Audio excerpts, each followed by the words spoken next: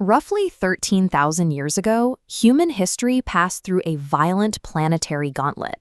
Surviving populations saw an abrupt explosion in both number and capability.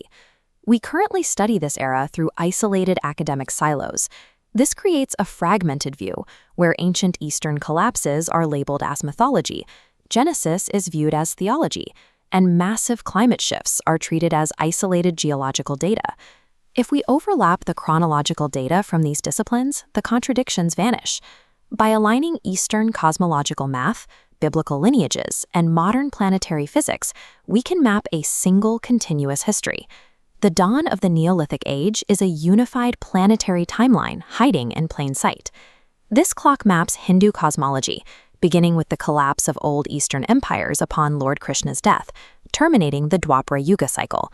Following this is a precise 170 solar year transitional twilight, a volatile buffer before the dark Kali Yuga reaches full intensity. This schematic outlines the physical mechanism. An orbital anomaly at the L2 Lagrange point exerted immense influence on Earth's gravity well. The result was a tidal shock. The moon became stationary, triggering sea level rises that permanently pulled the coastal city of Dwarka beneath the ocean. This timeline tracks the political fallout.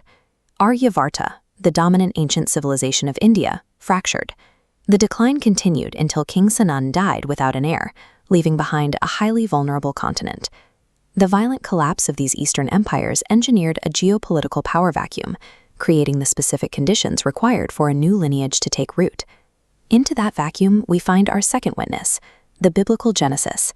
This record describes a new lineage injected directly into the fractured landscape left by the collapse.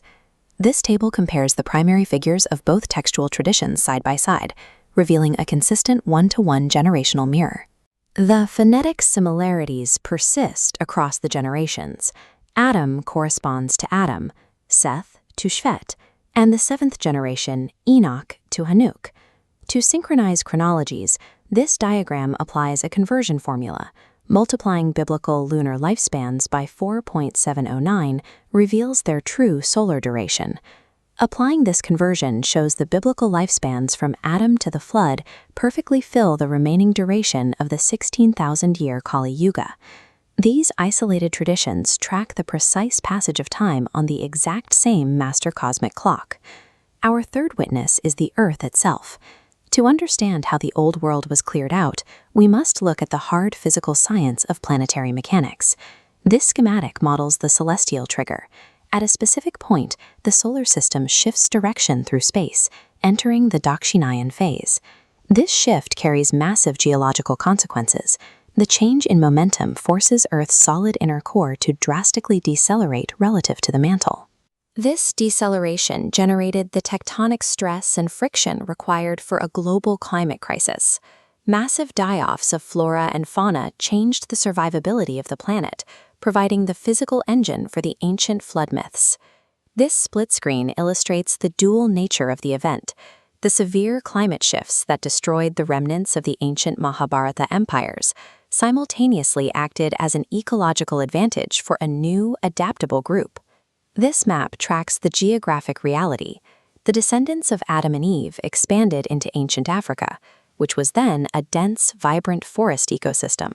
They claimed this territory as the Boga Bhumi, or the land of enjoyment.